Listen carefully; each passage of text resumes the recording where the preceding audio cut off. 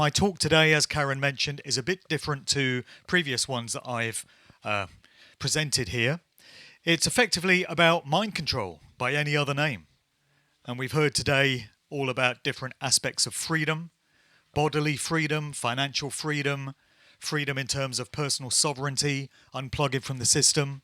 But none of that really has much value if we don't have freedom over our own minds. And the fact is that all of us will have been subjected to military-grade mind control and social engineering. And there are two brand names which crop up endlessly in this style of research. They have in the research that I've done for my music books. One of them is Tavistock, and the other one is MK Ultra. So one originated on British shores, the other on American shores, but effectively they work together, and they're all about entraining the masses in society in how to think, literally taking over our minds. So we'll look at some of the tactics which are used. And to start with, we're going into a bit of a history lesson regarding Tavistock, which is a sort of catch-all umbrella term for a network of organisations which employ behavioural scientists, social scientists, anthropologists and psychologists. In other words, people that know very well how the human psyche works and how to manipulate it. And this has been weaponised against us. So this is how Tavistock presents itself in the current day. It had its origins as an organisation known as Wellington House in London, just a stone's throw from Buckingham Palace, but that's purely coincidental. Buckingham Gate started out as Britain's War Propaganda Bureau during the First World War years. So we got the first of many direct connections there into the world of the military. And from this, we can know that Tavistock is a military-grade operation. It actually works very closely in conjunction with the BBC, which is effectively a state propaganda arm of the British government. And where you find that, you find endless connections into the world of the dark occult. And where you find those elements, unfortunately, pedophilia is never far from the surface either. But that's the nature of the world, unfortunately, in which we live, until we collectively sort it out, which we will. So, a little bit of history. In August 1914, after discovering that Germany had a propaganda agency, David Lloyd George, the Chancellor of the Exchequer, was given the task of setting up a British War Propaganda Bureau. There's a list here of various authors, very prominent authors of their day, who were called to an organising committee of Wellington House. They include William Archer, Hall Caine, Sir Arthur Conan Doyle, Arnold Bennett, Thomas Hardy, G.M. Trevelyan and H.G. Wells. Rudyard Kipling had been invited to the meeting but was unable to attend. So we might ask ourselves what a bunch of literary authors are being invited to such a meeting if all they're doing is writing fiction. Well, the fact of the matter is that many of these authors were assets of the military-industrial complex, and many of the stories that they put out, particularly H.G. Wells, were performing the role of predictive programming in their day before movies and TV shows took over from that. I've spoken about the phenomenon of predictive programming many times before in my talks. When I hear about these organisations, my mind always goes to the organisation involved in the James Bond stories, originally in the novels and then in the movies, known as Spectre. I think you're probably struggling to see the image there, but this is a meeting of Spectre, which was known in the Bond stories as the Special Executive for Counterintelligence, Terrorism, Revenge and Extortion. In other words, government. And it was headed by the arch-villain stroking his white cat, Blofeld, played these days by Klaus Schwab. One of the figures who was very instrumental in getting the early version of Tavistock set up, when it was still Wellington House, was a man by the name of Harold Harmsworth. And I do love how the universe seems to have a sense of irony when it comes to names, given that this man and what he was involved with has done so much harm to humanity. But he was otherwise known as Lord Rothermere, coming out of the British peerage system. His family were the proprietors of a prominent newspaper group, out of which came the Daily Mail and the Daily Mirror. So it's all their fault. And we have another connection here into a prominent British author in the form of Ian Fleming, creator of the aforementioned James Bond stories. Here he is with his wife, Anne Charteris, who was better known as Anne Rothermere, when she was married to the aforementioned Harold Harmsworth, before she got into an affair with Ian Fleming, which resulted in their divorce. So it's interesting that Fleming, who worked in the Office of Naval Intelligence during the Second World War and knew a thing or two about how military intelligence operates, was the creator of the James Bond stories, which have been involved in so much propaganda pushing and making organisations like MI5, MI6 appear benevolent and on the side of the people, when the truth of the matter is that these organisations exist to do great harm to the masses. That is their primary role, not keeping us safe from harm. It's exactly the same with the CIA in the United States, as we'll see. Another author and very prominent figure in the early 20th century who was involved in the setting up of Tavistock was, I'm glad you're all sitting down to recover from the shock, Aldous Huxley. I know, it's a surprise. It's a surprise to find the Huxley family's name cropping up in a talk of this nature. Unfortunately, they always do. It's usually families whose names begin with R, but in this case you always find a Huxley.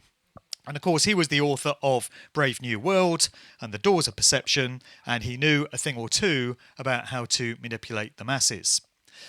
There was an American arm to Tavistock, as you might imagine, having perfected methods of mass brainwashing of the public. It would have been an extreme waste not to have exported these methods and tactics to the United States, where they could be rolled out on the American public. And that's exactly what happened. So there was this guy, Walter Lippmann, who was very much involved in an American arm of Tavistock. One of the organisations which pushed mind control in that nation was the Stanford Research Institute, SRI. That name comes up endlessly in research on the other side of the Atlantic. The other guy that was involved very much in the mass brainwashing of the American public was this guy, Edward Bernays, credited with being the inventor of the concept of public relations, the grandfather of propaganda. Prior to Bernays, companies and organisations didn't really have any way of affecting the way the public thought of them and perceived them. And Bernays' specialist work was going in conjunction with these organisations to consider the way in which the public could be conditioned to think of them. So Bernays put out his landmark book, simply titled Propaganda, in 1928. And the opening paragraph of it, which has been endlessly quoted because it's so on the money, reads, "We are governed, our minds are moulded, our tastes formed, our ideas suggested, largely by men we have never heard of." And that statement remains as accurate today as it was when it was first written almost 100 years ago. These men whose names we've never heard of have affected all of our lives, whether we realise it or not. This book is a bit of a classic. Many of you may have it, from Dr. John Coleman, The Conspirators' Hierarchy, The Committee of 300. Came out in 1991. It's a very good year for conspiracy books. That was the year that William Cooper's Behold a Pale Horse was published as well, and I'm pretty sure there was a David Icke book or two floating around then. In this book, Coleman, who is a former British military intelligence operative turned whistleblower, directly addresses Tavistock and some of the activities that they've been involved with. He makes no bones about the fact that Tavistock is effectively an arm of MI6. It is military intelligence. It's military-grade mind control. And in particular, he addresses the Beatles. So we're starting to dovetail into my main work, researching the music industry here. Coleman's contention is that the Beatles were a creation of Tavistock for the purpose of social engineering in the 60s. So everything in society was changing in that decade. And Britain played played its part in it. So Coleman contends that both the Beatles and the Rolling Stones were a creation of Tavistock, and they were put out there to affect the way that the young people of the time felt about everything: music, drugs, sex, family relationships, value systems, politics. Everything changed in the 60s. None of it was by accident. None of it happened in a grassroots organic way. All of it was by design. So what I've got here is a brief audio extract from John Coleman talking about some of his research into the true nature of the Beatles and what they were used to push. So let me just turn this up and hopefully we'll be able to hear this. One of the things you talked to me about the other day was the Beatles. Well, the Beatles were the creation of the Tavistock Institute. And you know, you have to go back to the college days on the writings of Aristotle. And I made a note this morning before I came on this program of what he said about music and its influence on politics. He said, emotions of any kind are produced by melody and rhythm. Therefore, by music, a man becomes accustomed to feeling the right emotions. Music has the power to form character, and the various kinds of music based on the various modes may be distinguished by their effect on character.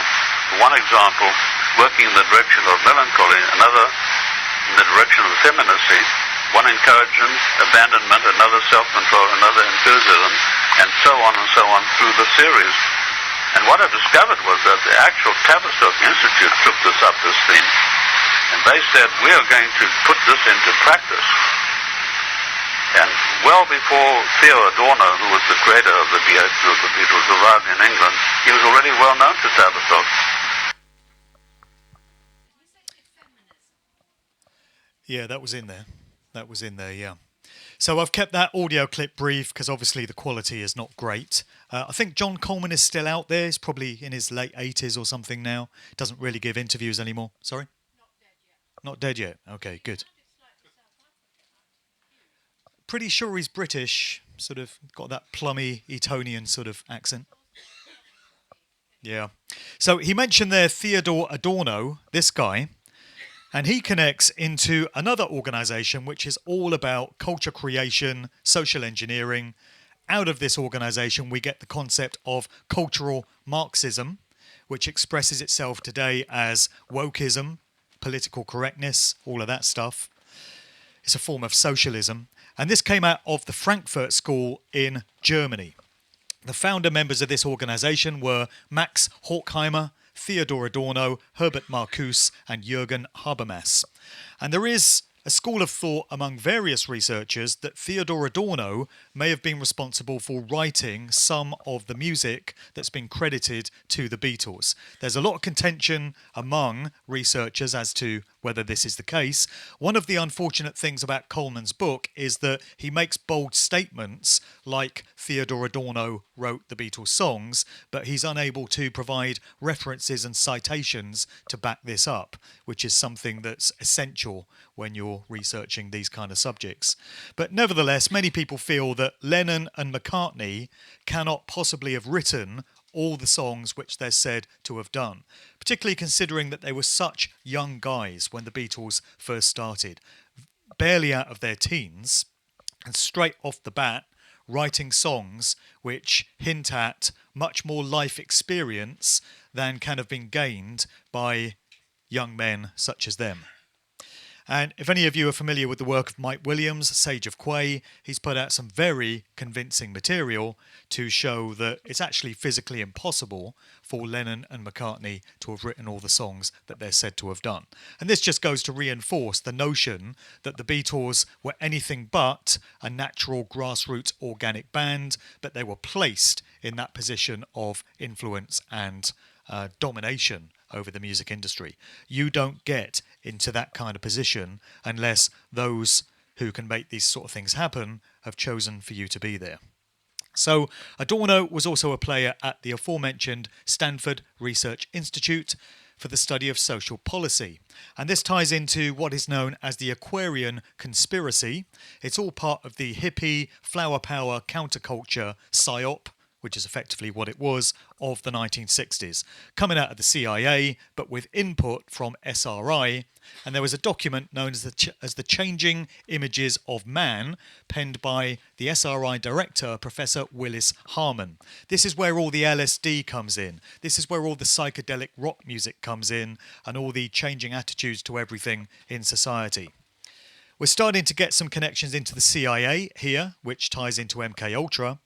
This guy was known as the acid guru in the 1960s, Dr. Timothy Leary. He was a Harvard professor, an academic who endorsed the idea of young people going on these journeys of consciousness aided by so-called psychedelics. The main one being LSD, which was getting pushed, and the quantities of it were coming through the CIA from its contacts. There were other entheogens involved as well, peyote, mescaline, and these more natural compounds, but LSD was the laboratory-produced one that they wanted young people to be tripping on in the 1960s. It was an essential part of that culture, and it was all coming from the CIA, who do not, it turns out, have the best interests of young people or anyone at heart. This was pretty much the house band of that whole scene, that whole movement, the Grateful Dead. When you get into the family connections and the backgrounds of many of the members, we find connections into Harvard and Yale, aristocratic bloodline families going back many generations, secret societies, occult mystery schools, and organizations like Bohemian Grove, this kind of thing. Also, we get a direct tie back into Tavistock through this guy. His name is Eric Lansdowne Trist, born interestingly on September 11th, 1909, and he was one of the founders, we find out from Wikipedia, so it must be true, of the Tavistock Institute for Social Research in London. Okay, so that's Eric. Now meet his son. This is Alan Trist. Why is he important? Well, the father of the Grateful Dead's music publisher, Alan Trist, just happens to have been Eric Trist, one of the founders of Tavistock. So Alan Trist was the music publisher and the sometime road manager of the Grateful Dead, out there pushing LSD, pushing psychedelic counterculture, and his father is one of the founding members of the leading organisation concerned with societal mind control. Conflict of interests much? Alongside Tavistock, there's another organisation in London which is concerned with largely the same sort of activities, shaping and moulding societal attitudes. This is the London School of Economics, LSE. So most graduates of the LSE go on to careers in finance and the world of business and banking, this sort of thing, law. But every now and again you get an oddball coming out of there. So one is Judge Jules, the very well-known DJ who used to be on Radio 1. He was a big part of the acid house rave culture in the late 1980s, which was fueled by copious amounts of MDMA, ecstasy, and to my thinking was simply a reboot of what had been done in America in the 1960s for a new generation on the opposite side of the Atlantic. Only in this case, MDMA, ecstasy, was replacing the LSD of the earlier scene. So Judge Jules was a figure that was very much involved in pushing that, and he happens to have been a graduate of the LSE, as well as the nephew of the celebrity chef Rick Stein, interestingly. But another very well-known graduate of the London School of Economics is Mick Jagger. So while his fellow graduates were going on to become bankers and accountants and this sort of thing, Mick became a grizzled, debaucherous, hedonistic rock star. And he's been playing the role to this day. But that's lifetime actors for you. Lifetime actors are people who are in the public eye as influencers. They might be actors, they might be politicians, they might be TV presenters, they might be rock stars. They have that as their cover, as their front, but when you get into their background, their affiliations and the value systems that they're pushing, often they tell a very different story. And so it is with Mick Jagger. It seems that he was allotted the role of being one of the most prominent rock stars out there in order to push social engineering agendas on the masses. I've got here an audio clip from a very interesting interview that I put out a few weeks ago with a lady named Anne Diamond. Not the British TV presenter that many of you will be familiar with. This Anne Diamond says that she was a subject in MK Ultra mind control experiments sponsored by the CIA. In our conversation, we spoke about her relationship with Leonard Cohen, the well-known singer-songwriter and poet who was a part of the counterculture scene in the 1960s. He emerged as a fully rounded performer for the first time in 1967 at the age of 33. Interesting number. And went on to become highly influential for many more decades. So Anne Diamond claims that she was in a 20-year relationship with Leonard Cohen.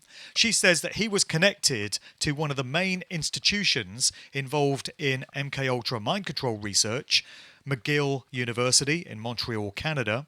She says that she was herself kept there as a child and experimented upon. She says that during her time there, she knew a young Mick Jagger, pre-fame. He was known as Michael back in those days. And she says she remembers him from being in that facility.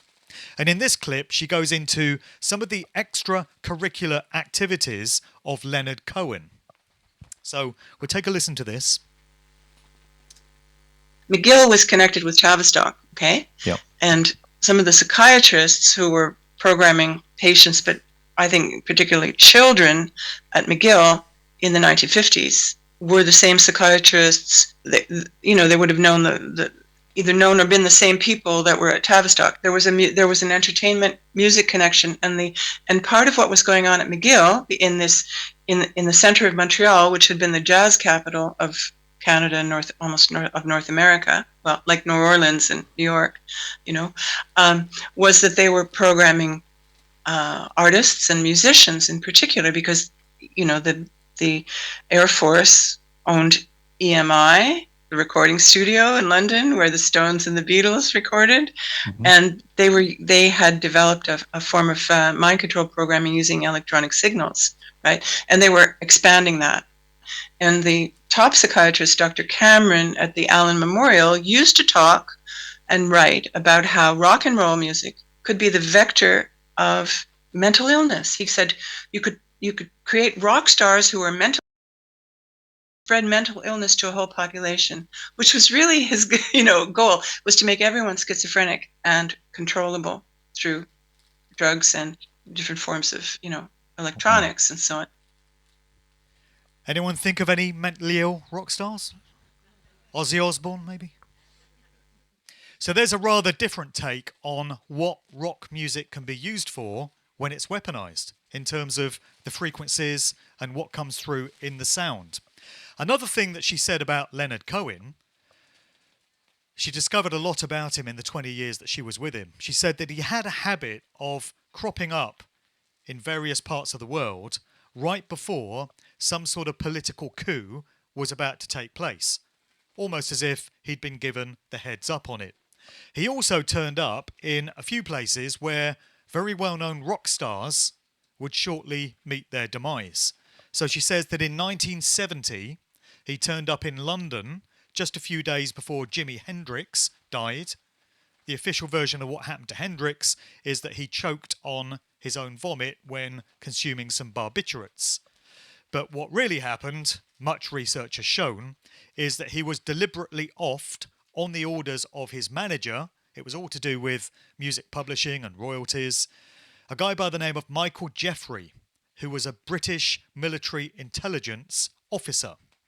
And effectively, Hendrix was drowned in red wine in an early version of what's come to be known as waterboarding. So a few days after that, Leonard left town. Then 10 years later, she says, he popped up in New York just a few days before John Lennon was assassinated outside the Dakota building. And then a couple of days after that, Leonard popped off again and hung out on a Greek island for several months. That's what she said in the interview. So we're talking about Tavistock, and we have to put this one in, don't we? I'm sure many of us can remember the events of 7/7, 7th of July 2005, the terror attacks in London. So we're told that there were 3 bombs which went off on London Underground trains, and there was a 4th bomb which went off in a London bus, blowing the roof off, creating this sort of chaos. Now, can anyone remember the address that we were told where that bus attack happened? There you go. Quite memorable, isn't it? Tavistock Square. So that would be the controller's little calling card, their way of announcing to anyone with the eyes to see it that they were behind this. It was a psyop. It was all to do with mind control. It was all to do with changing society, having excuses to bring in new measures. And it's exactly what the behavioural scientists at Tavistock specialise in.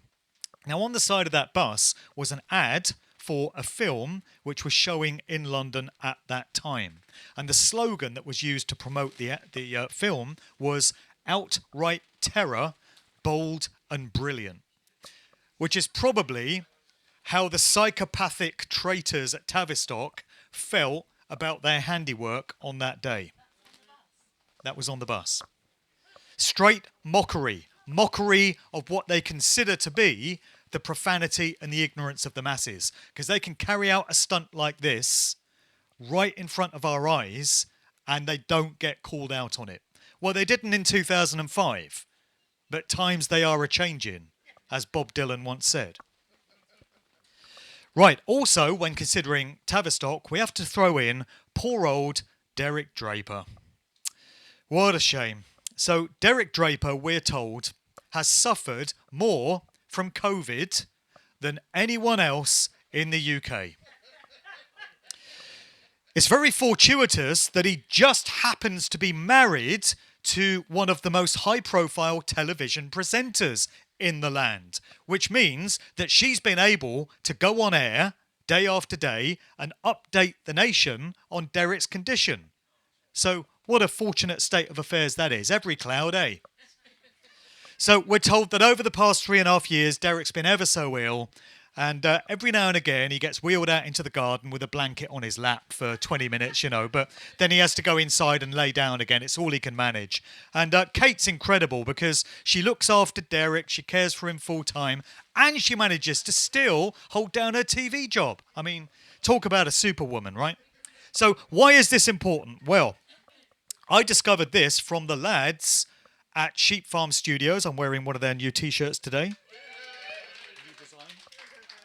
I'm sure many of you are familiar with Sheep Farm Studios. If you're not, you need to go and listen to their podcast. It's amazing stuff. They do phenomenal research. It's 2 brothers out of West Yorkshire, and they like to have a bit of a laugh with it as well. They take the piss, and we all need that from time to time because life and the world is completely absurd.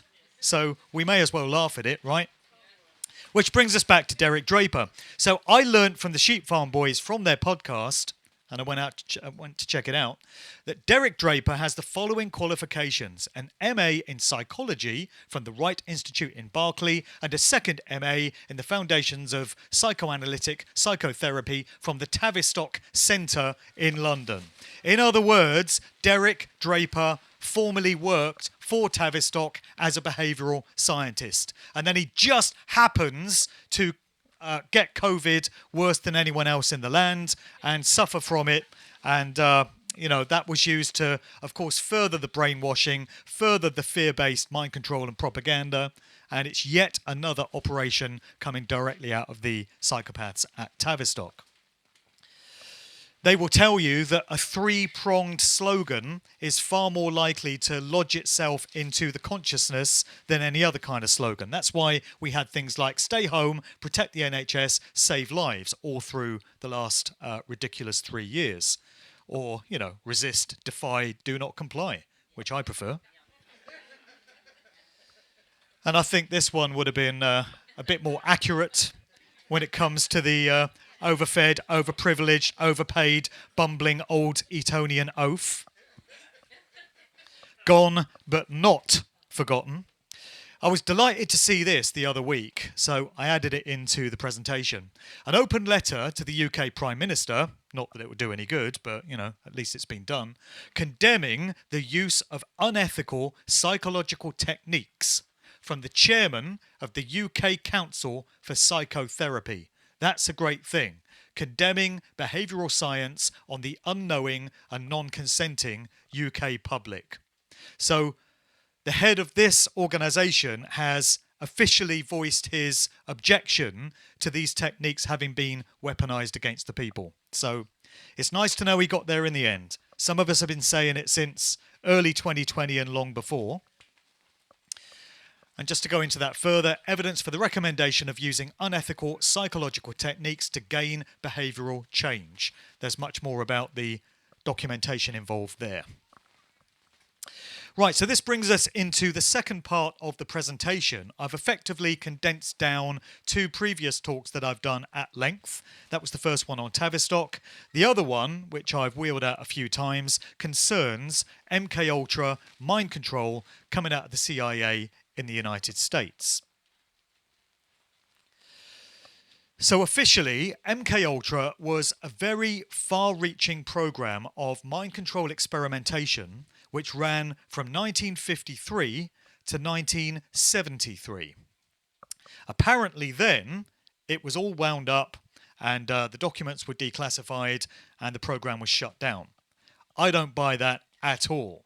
If anything, it was only ramped up all the more. It just went underground and became a black ops operation.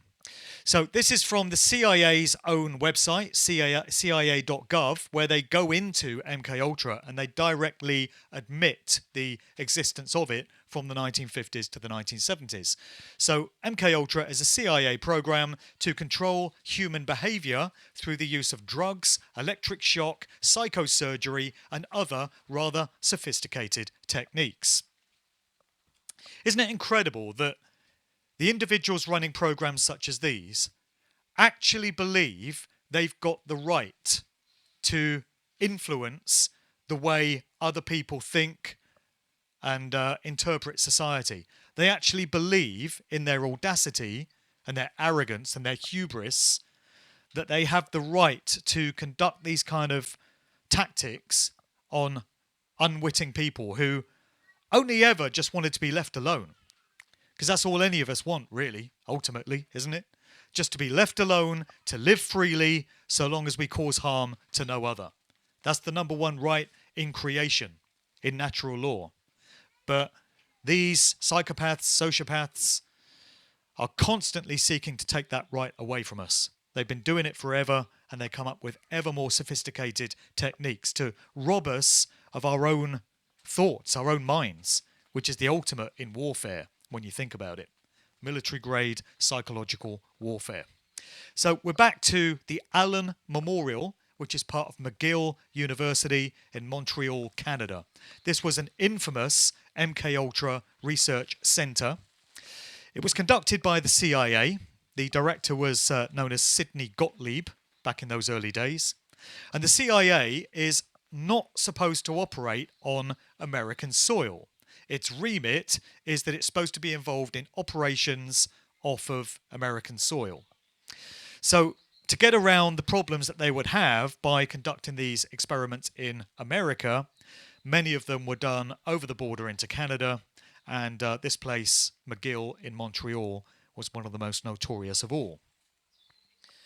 One of the most notorious doctors involved in that program was this guy, Dr. Donald Ewan Cameron, a Scotsman, as his name suggests, and a completely vicious psychopath who would conduct experiments on people involving mind-altering drugs, sensory deprivation, putting them into induced comas, sometimes for months at a time, all without their consent, against their will. So many of the people that were used were inmates in mental institutions. They were taken from hospitals. They were military veterans, and they were the sons and daughters of military operatives. For some reason, it's felt that the offspring of those in military professions are fair game to be used for all kinds of social experimentation. They're always first in line for it. So these are the kinds of people that had this experimentation done on them. Now, I'm going to be making a few references in this talk to a TV series which has aired on Netflix for the past several years.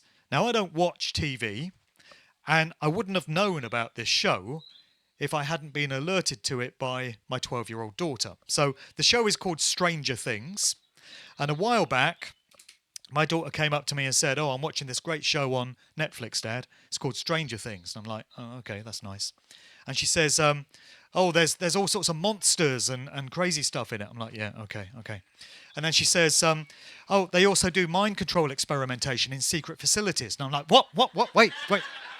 So from that point on, she had my attention. And it became part of my research. And it became clear that the character played by the actor Matthew Modine, known as Dr. Martin Brenner in the show, is quite clearly modelled on Dr. Ewan Cameron, that MKUltra doctor. So in the series, they make direct references to MKUltra having been a real thing, and we get some insights into some of the stuff that was done. So we'll look at that in due course. But MKUltra was multi-pronged, multifaceted. It involved mind control on many different levels. One of the techniques that was used very early on was the creation of what's come to be known as Manchurian Candidate style assassins. So this was during the Cold War years, in that standoff between America and Russia, where there was all kinds of paranoia in society about nuclear annihilation and just warfare becoming very open between the two superpowers of the time, Russia and America. And so ostensibly much of the experimentation that was done under MKUltra was to gain an upper hand militarily over the enemy, over Russia.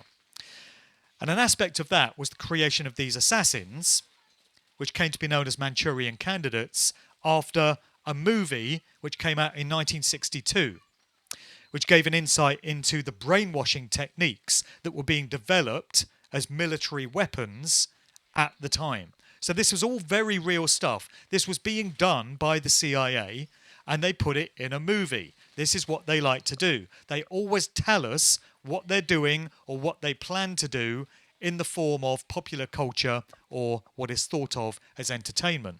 The masses don't realise that they're being programmed to accept an idea through the form of entertainment when their guard is down, when their mind is actually at its most malleable. So I've got a clip here from this movie. It came out in 1962. It starred Lawrence Harvey and Frank Sinatra. And this clip shows very directly how these brainwashing techniques were carried off during those times. The hydrangea is a fairly simple plant, but there are more complications. The cultivation of hydrangeas was evolved from a number of varieties originally found in Japan, not all of which, of course, have the same characteristics. Two of them do not share the quality of producing blue flowers in mineral-rich soils.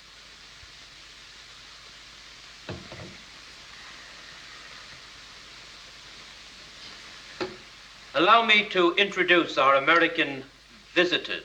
I must ask you to forgive their somewhat lackadaisical manners, but I have conditioned them, or brainwashed them, which I understand is the new American word, to believe that they are waiting out a storm in the lobby of a small hotel in New Jersey, where a meeting of the Ladies' Garden Club is in progress. So there you go, all very real stuff at the time, probably still going on to this day. I suspect most facets of MKUltra are. And it was involved in the creation of these assassins who would then get sent out on missions to take out unwanted subjects. Oftentimes the programming would contain suicide programming, so those carrying out the assassinations would then be programmed to kill themselves, thus removing all the evidence. And there's a few famous examples of Manchurian Candidate style assassins. One would be Sirhan Sirhan, the Palestinian guy who is accused of having shot Robert Kennedy in the Ambassador Hotel, Los Angeles, on the 4th of June 1968. So he went to jail for that, and to this day he proclaims that he cannot remember exactly what happened. There was a lady at the scene in a very distinctive polka dot dress. This is a picture of her in the middle. And it's thought by many researchers into this story that that could have served as the trigger for Sirhan's MKUltra programming. So there's always a trigger which brings forth that aspect of the mind that's been programmed to carry out the mission. So it can be a trigger phrase, it can be a colour, it can be a pattern, it can be a piece of music. And in this case, it's felt that the lady in the polka dot dress appearing was what triggered Sirhan into carrying out that assassination. So he's still in jail, and one of the things that happened to him since that event was that he took on the uncanny ability to be able to tell the time to within a minute without any access to a watch or a clock, which seems to be a very curious side effect of the programming. Another Manchurian candidate assassin is Mark David Chapman, the guy who is said to have shot John Lennon outside the Dakota Building in New York in December 1980. There are some different ways of looking at that event. In my first Musical Truth book, I go into the theory that Chapman may actually not have killed Lennon at all, but he was programmed to be the patsy, the fall guy for it. Certainly he was seen to assume a marksman's position as if he was shooting him, and he claimed afterwards when police arrived that he had just taken Lennon out. But there are lots of unanswered questions, and there was a guy who was working as the doorman on the Dakota Building in New York that night by the name of Jose Perdomo, who was a known assassin on the payroll of the CIA, who'd been involved in many black operations over the years. So, he just happened to get a job as the doorman at Dakota, on that night. So there's nothing unusual about that, I suppose. Anyway, in this video interview, which was done from jail in 1992, when he appeared on a TV show with Larry King, Mark Chapman goes into what he can remember of that fateful night in 1980. I was standing there with a gun in my pocket. Knew you were going to shoot him? Sorry? Knew you were going to shoot him? Absolutely. Okay. Tried not to, praying not to, but knowing down deep it was probably going to come to that. Did you know it would be that night? Did you know you would see him again? Yes, I knew that morning, oddly, when I left the hotel, I had some type of premonition that this was the last time I was going to leave my hotel room. I hadn't seen him up to that point. That's what makes it interesting. I wasn't even sure he was in the building. And then I left the hotel room, bought a copy of The Catcher in the Rye, signed it to Holden Caulfield from Holden Caulfield, and wrote underneath that, "This is my statement," underlining the word "this," the emphasis on the word "this." So Chapman was almost certainly mind control programmed. Prior to arriving in New York, he'd done a whole load of travelling around the world with budget seemingly no problem, paid for by who knows who. He did some voluntary work for World Vision, which is a charity, but it's been shown to have been a front for the CIA, so there's direct connections to the CIA there. And he mentions The Catcher in the Rye, which is the book that he was holding and was reading when the cops arrived after the killing. The Catcher in the Rye comes up endlessly in research into MKUltra. The story appears to serve as a trigger which sets off the programming. And there are some very consistent factors. The guy who is said to have attempted to kill Ronald Reagan shortly after he became American president in January 1981, John Hinckley Jr., was also holding a copy of The Catcher in the Rye. And it would appear that that was intended to have been the assassination of Reagan shortly after he got into office, just a few weeks after John Lennon was taken out.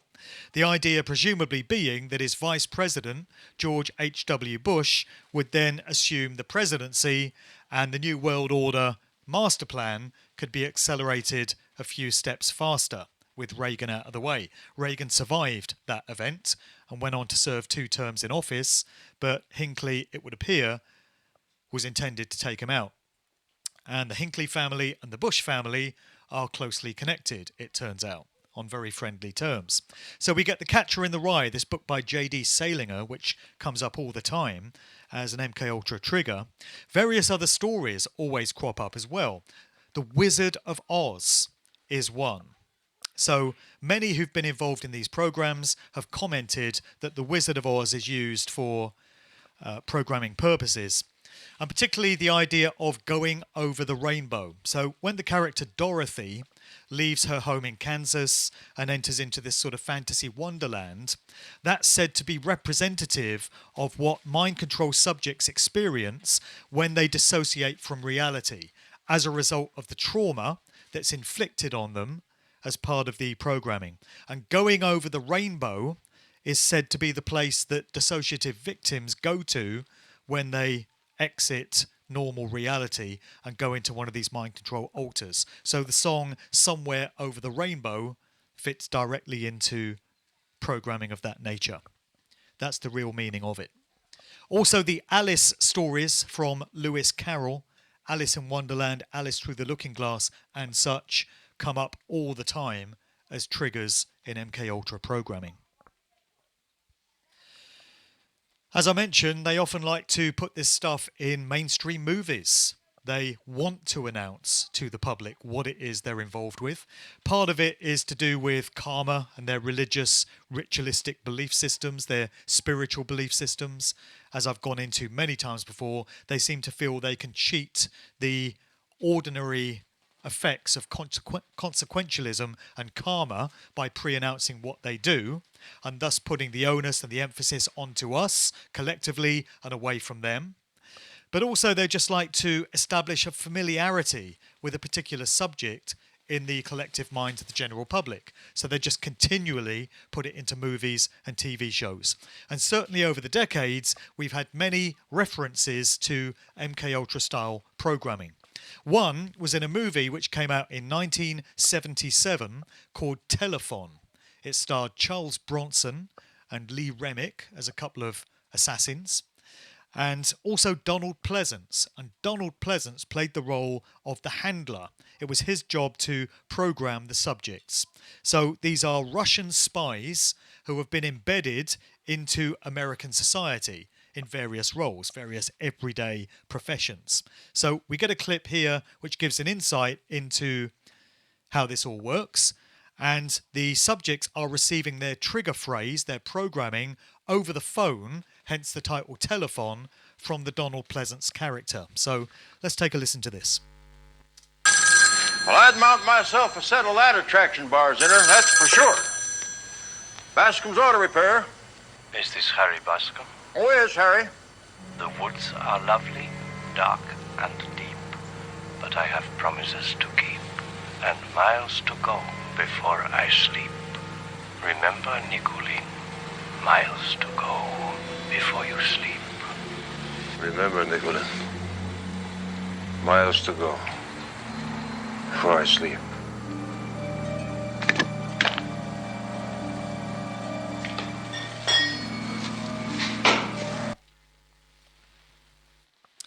So then he gets into his truck, he drives to a nearby American military base and drives into a building. The building explodes, taking him with it. That's the suicide programming. And that was what his mission was all along. And the viewing audience in the 1970s looking at that film would have thought, oh, that's an entertaining storyline. Bit far-fetched, though.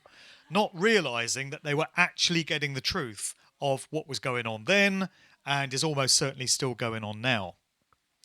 There have even been comedy spoof references to MK Ultra from time to time, such as in this episode from the Naked Gun franchise, those movies starring Leslie Nielsen.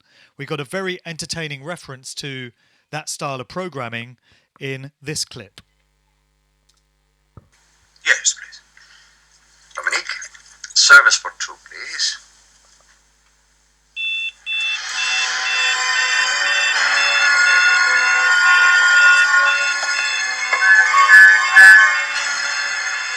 I must kill Patch there.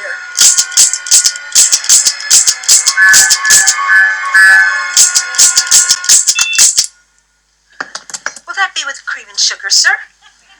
Mr. Patchmere?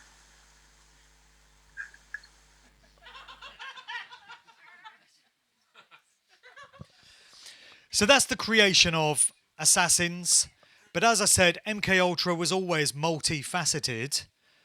One of the other things that was being developed in those early experiments was psychic abilities, such as telekinesis, and also remote viewing.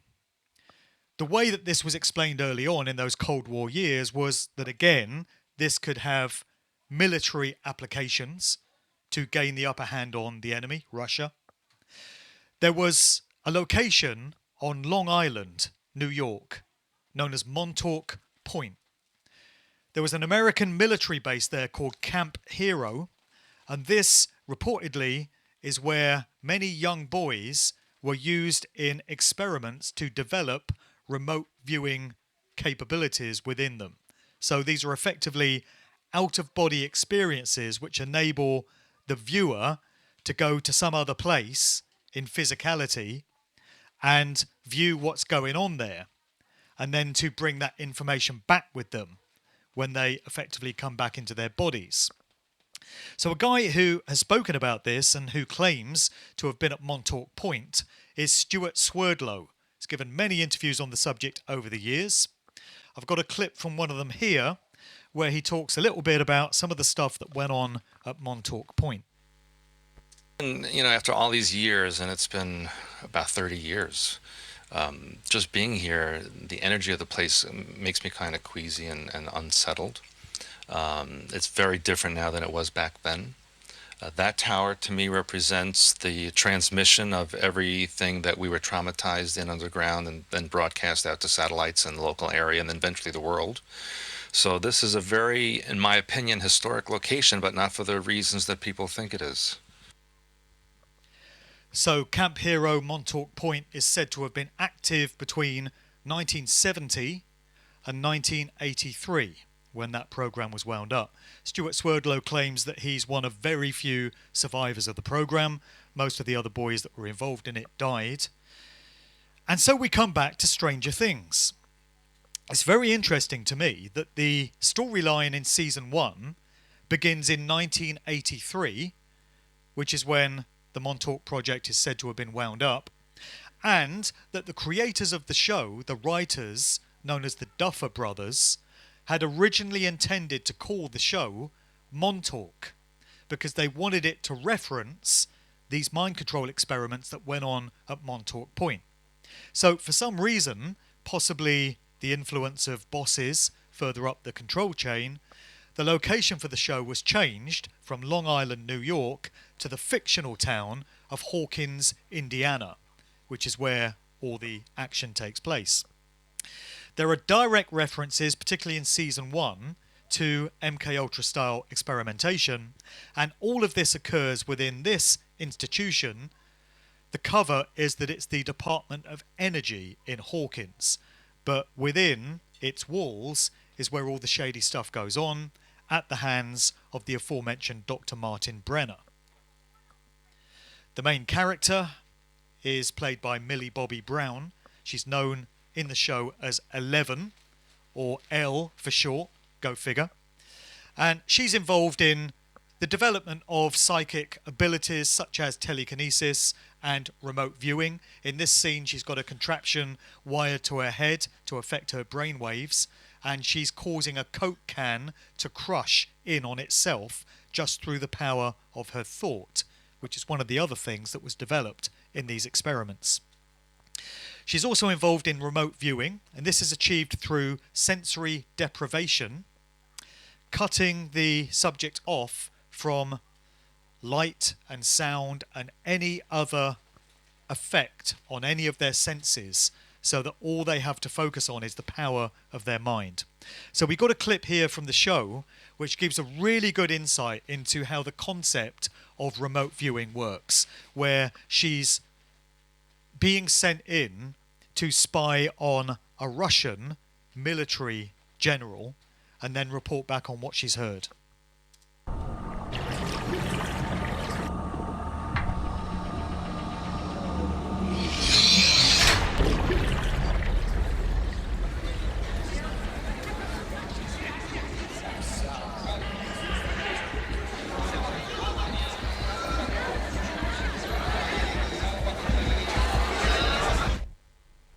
появились слухи, что американские власти вычислили нескольких наших шпионов на американской земле. Мы их проверяли, но, возможно, это была преднамеренная дезинформация, рассчитанная на то, чтобы отвлечь нас от более важных дел. Свяжись с Евгением, Сергеем и Анатолием. Выясни у них, кто выходил на связь. И если кто-то не вышел, доложи мне немедленно. Хотя нет, приведи мне Сергея прямо сейчас.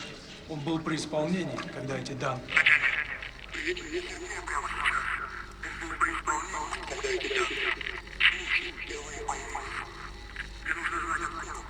Мне нужно знать, откуда пошли эти слухи. Если это не дезинформация... Then, in this clip, from elsewhere in that first series, we get a direct reference from the characters to that MKUltra program and the admission that it was coming through the CIA. MKUltra. Yeah, that's the one. It was started in the 50s. By the time Terry got involved, it was supposed to be ramping down, but the drugs just got crazier. Messed her up good. This was the CIA that ran this? They'd pay, a couple $100 to people like my sister, give them drugs, psychedelics, LSD mostly, and then they'd strip her naked and put her in these isolation tanks. Isolation tanks? Yeah, they're these big bathtubs basically filled with salt water so you can float around there. You lose any sense of sense, feel nothing, see nothing. They wanted to expand the boundaries of the mind. Another movie reference came from the 1997 film Conspiracy Theory, starring Mel Gibson. This movie does have a lot to answer for. I can remember in my very early days of waking up to all this stuff and starting to embrace truth, when I first started posting publicly on Facebook stuff that I'd come to discover, this was going back probably 13, 14 years now, there was a guy who I used to DJ with back in the day. I don't anymore. I don't have anything to do with him anymore. But he sent me a message just after I started putting some of this stuff online saying, "Mate, have you heard yourself lately? Have you actually seen the movie Conspiracy Theory?" So they did a good job on him, because in this movie, Mel Gibson's character is a taxi driver, and he's presented as a bit nutty and a bit sort of unhinged, a bit nervous, neurotic, and he drives around rambling away to the passengers in the back of his cab. And seemingly, according to the audience, it's all nonsensical stuff. But when you actually examine what he's saying, it's all true. So let's take a listen to the first clip from this. I mean, it's disgusting. You know what they put in the water, don't you? Fluoride. Yeah, fluoride. On the pretext that it strengthens your teeth. That's ridiculous. You know what this stuff does to you? It actually weakens your will. Takes away the capacity for free and creative thought and makes you a slave to the state.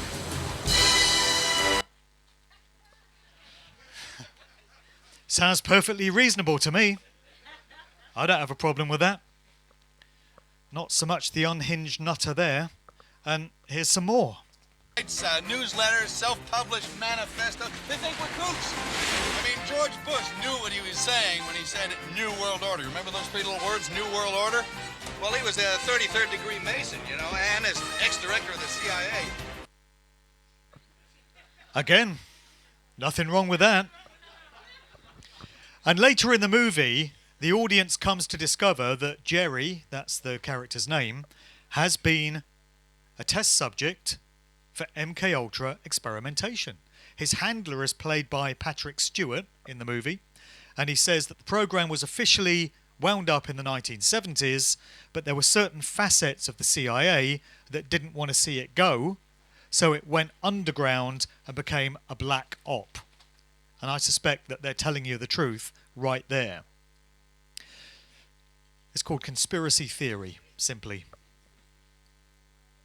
So other aspects of what MKUltra was used for.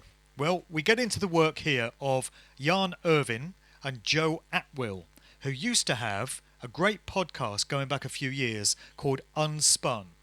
I learned a lot about culture creation, how all that stuff gets done, and the creation of lifetime actors from these guys. Sadly, that podcast is no longer running. I do feel that Crow 777 Radio, Crow and Jason, are now doing a great job of exposing similar sort of stuff, and that podcast has pretty much taken over from these guys. But it was from Jan Irvin that I came across this fella, Robert Gordon Wasson. So his day job was that he was head of propaganda for JP Morgan Bank. So we're off to a good start. But one thing that he liked to do on the weekends, it seemed, with his spare time, was to go down to Mexico and hang out with the indigenous peoples down there and engage in all kinds of plant medicine, entheogens, psilocybin mushrooms being a big part of it. He then popularized the idea among Americans towards taking this stuff when he returned. He was the subject of an article in May 1957 concerning that trip to Mexico. Life magazine, it turns out, is a major arm of propaganda for the control system. If they want a story pushed, they'll push it through vehicles such as this. And what was happening in the 1950s was that America, and young people in particular, were being primed for what was known to be coming the following decade. Back to Timothy Leary, the explosion in LSD, psychedelic culture, the counterculture, all this stuff. So as a way of prepping for this, they were popularizing the idea of entheogens and the imbibing of various plant medicines and such. So what becomes interesting is that through a Freedom of Information request, Jan Irvin was able to uncover the documentation which shows that that trip to Mexico by Robert Gordon Wasson was paid for by the CIA. He got a copy of Wasson's pay requisition, and it comes under Subproject 58 of MK Ultra. So it can be proven that that trip to Mexico was sponsored by the CIA, and putting two and two together, we can see where it was designed to lead. All roads lead to the CIA, and effectively it's just another branch of MK Ultra. So we had the LSD, which was changing the minds and the consciousness of the young people in those times, and none of this was organic either. Those that were involved in it would have felt that it was. They would have felt that this was freedom for them, this spoke to them and their generation, and it was something special to them. But they would have had no conception of the fact that they were being manipulated on a level that they just couldn't understand at the time. There were other characters involved, such as Ken Kesey, who was the author of the book One Flew Over the Cuckoo's Nest, which was made into a Hollywood movie starring Jack Nicholson, and that film documents life inside an MK Ultra hospital. That's what it's showing. Ken Kesey himself was an MK Ultra test subject.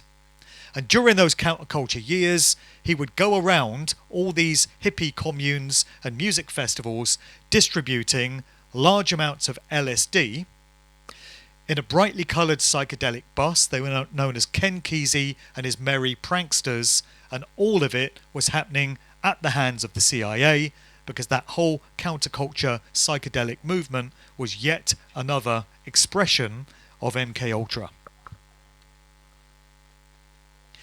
Military veterans who suffer from post-traumatic stress disorder often come back exhibiting what has come to be known as the 1,000-yard stare. This is where you look into the eyes, but there's just nothing there. The lights are on, but there's nobody home, because they've been traumatized, and they're dissociating from reality as a result of some of these horrific traumas that they've experienced. Well, that same look often presents itself in celebrities, such as Robbie Williams here, sort of 2 parts cocaine, 1 part MK Ultra. Russell Brand, same way.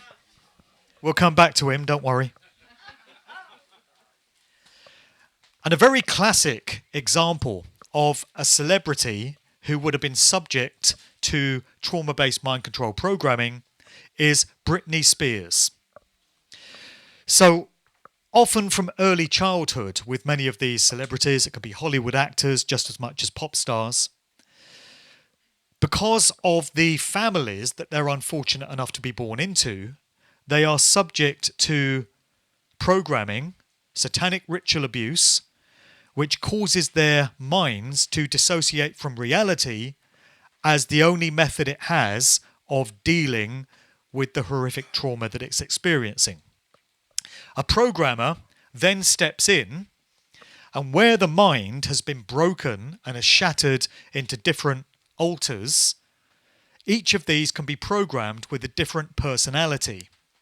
And through the use of a trigger phrase, the handler can bring forward any of these alters or personalities at will to replace the front alter, and then tuck it away again into the confines of the mind through the use of a trigger phrase.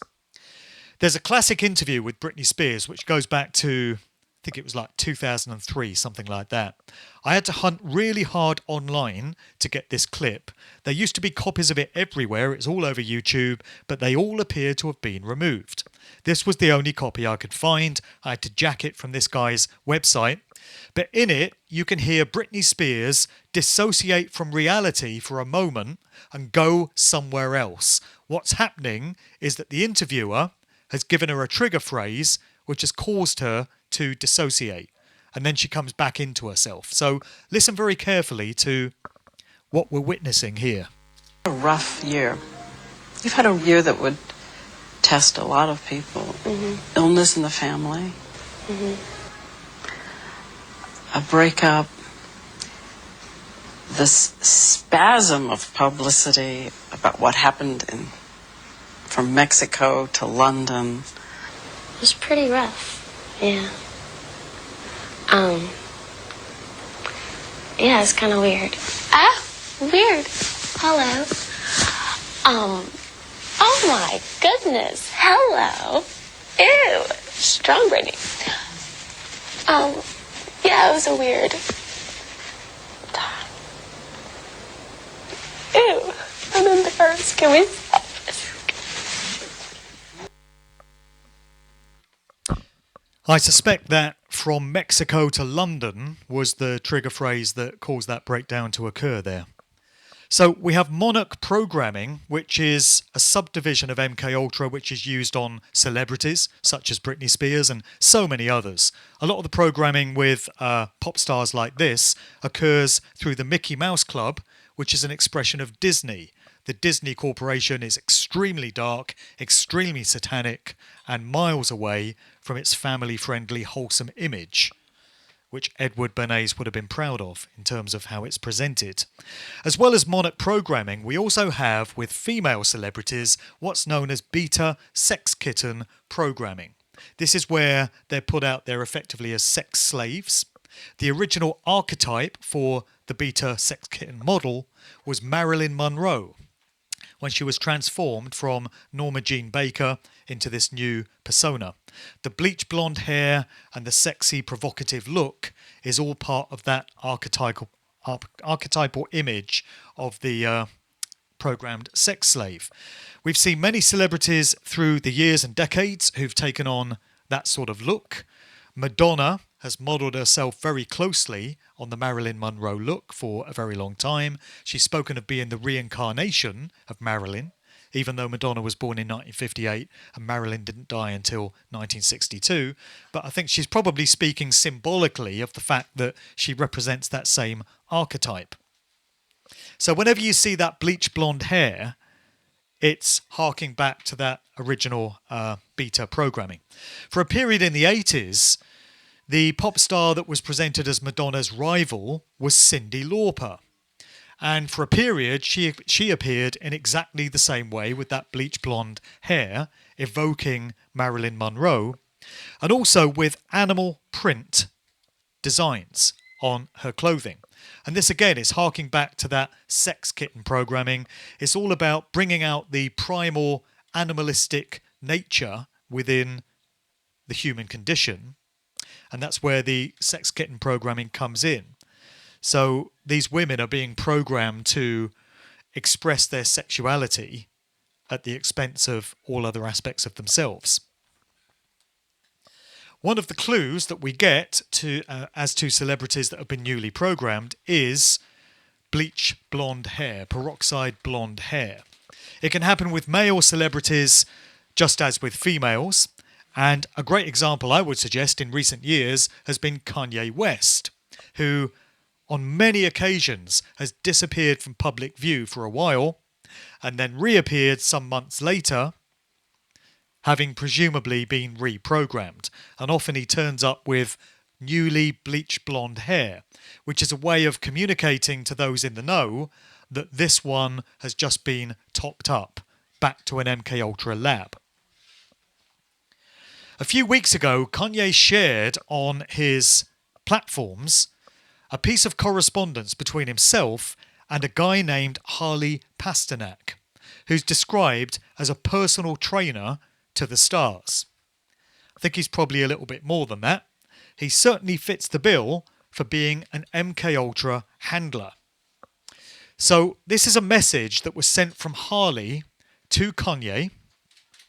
He said, "I'm going to help you in one of a couple of ways.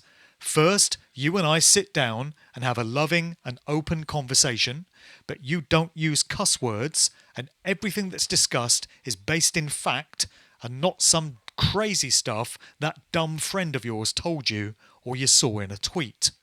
Second option, I have you institutionalized again, where they medicate the crap out of you and you go back to zombie land forever.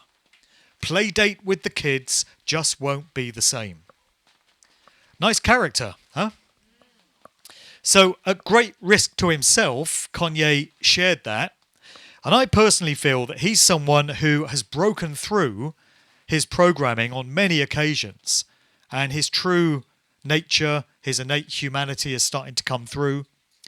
I feel that's what was happening with Michael Jackson on so many occasions. He bears all the hallmarks of having been satanically ritually abused in childhood and programmed for a life in show business. But every now and again he would make comments which suggest that the programming is starting to break down. And the controllers never really know what to do with celebrities when that happens, when they become loose cannons. They don't like unknown variables. And often it ends very badly, as it seemingly did with Michael Jackson, Prince, George Michael, a few others we could mention. We have yet to see how it's going to end up with Kanye West, but he was considered of enough importance to have been placed together with Kim Kardashian in what I suspect to be an industry-arranged relationship. Who really believes that these people meet each other at some social gathering and look into each other's eyes and just their hearts begin to flutter and they fall madly in romantic love with each other? Or is it more likely that they have handlers who say, right, you're going to spend a period together with this person and you're both going to go out there in the public eye and influence various agendas? I feel that's what's going on. That's why Jay-Z was put together with Beyonce. That's why it happens with all of them. So we've had Kanye West and Kim Kardashian from that family. You know, count the number of agendas that they've pushed between them in recent years. And why is that family important? Well, a few years ago, in an interview with the Daily Mail, so again, it must be true, David Cameron revealed that he is a cousin of Kim Kardashian.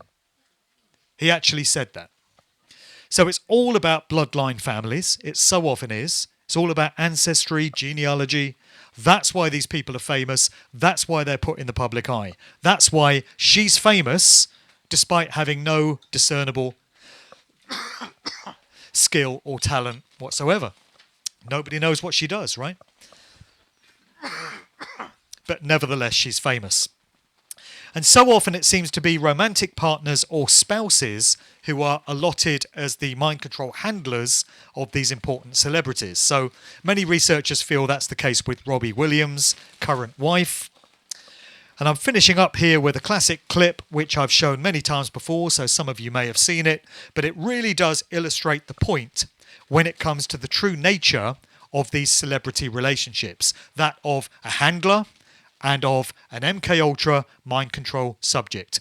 In this case, we're talking about Katy Perry, who's basically another Britney Spears, just without the blonde hair. And her husband, for a time, was Russell Brand. Yeah, Russell Truther Brand, him. So have a look at this interview snippet from a red carpet event of a few years ago when these two were together, and play close attention to what's being said and what's being done. What did you think of the whole shebang? I thought it was... You didn't watch it! My favourite bit was when Chalky each fell over on the carpet, and then Pipsqueaks come over, and then Sneezy went, no! That was probably my favourite bit. You just put him right in it now.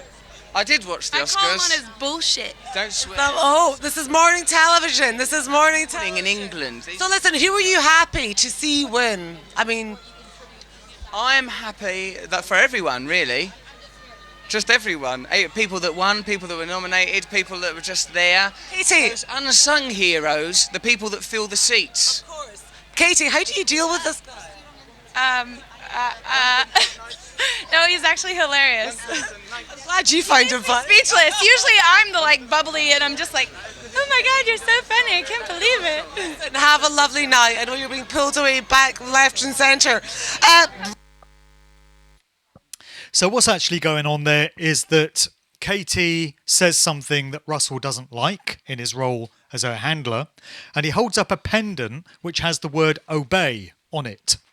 And it seems to work as some sort of trigger for her mind control, and from that point she becomes subservient to him, and he takes control of the situation and leads her away very aggressively by the arm.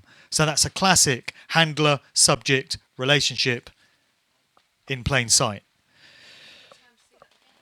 We can show it again, yeah. Spoiler alert, the marriage didn't last. I know, it's a shock. Let's have another look at that, and now that we know what we're looking for, pay close attention to what Russell is doing. What did you think of the whole shebang? I thought it was... You didn't watch it! My favourite bit was when Chalky each fell over on the carpet, and then Pipsqueaks come over, and then Sneezy went, no! That was probably my favourite bit. You just put him right in it now. I did watch the Oscars. I call him on his bullshit. Don't swear. This is morning television. This is morning television. In England. So listen, who are you happy to see win? I mean... I'm happy that for everyone, really. Just everyone. People that won, people that were nominated, people that were just there. Katie! Those unsung heroes, the people that fill the seats. Of course. Katie, how do you deal with this guy?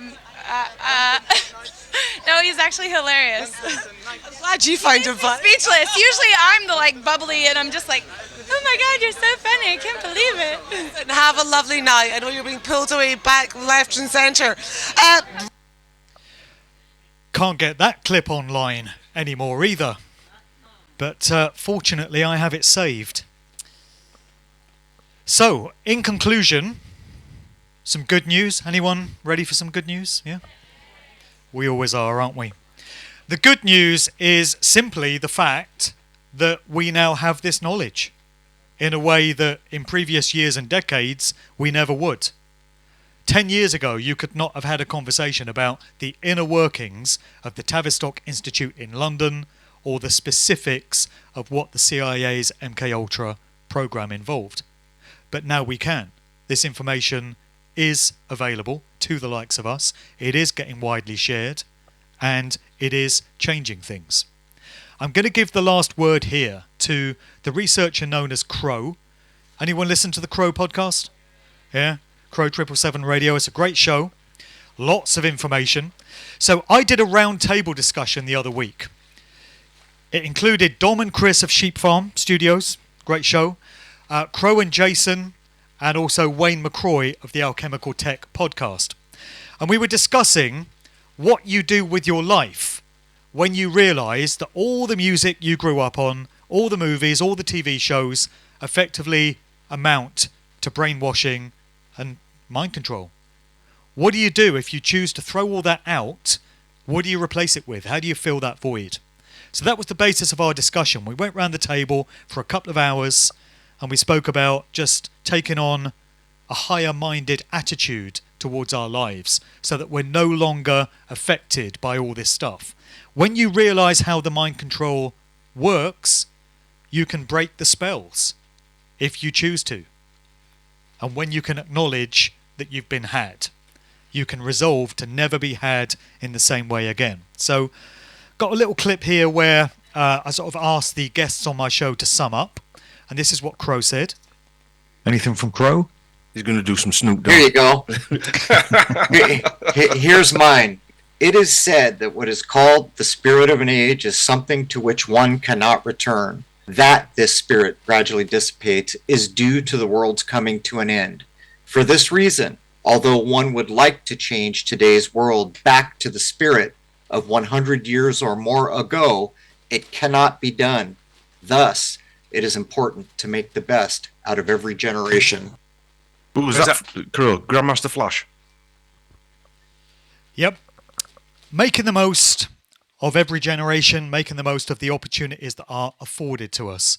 So often I think about what it's going to be like for future generations to look back on the times that we're living in now. Our children, their children, are going to look back on life in the 2020s, and they're going to wonder what it was like for the likes of us to be going through what we're going through now. These are challenging times, but they're also very exciting times because of all the potential that they hold. And we have the opportunity to be the generation that is looked back on by these future ones as those who turned this perilous situation that we find ourselves in around. So we must not squander that opportunity. We need to be looked back upon as the generation that changed the world for all the ones that will follow. And now that we're armed with this kind of information and all the other stuff that we'll hear about this weekend, there's no reason why we cannot be that generation. That's why we came here. That's the responsibility that we've been charged with. We can and we are going to change the world. Thanks for listening.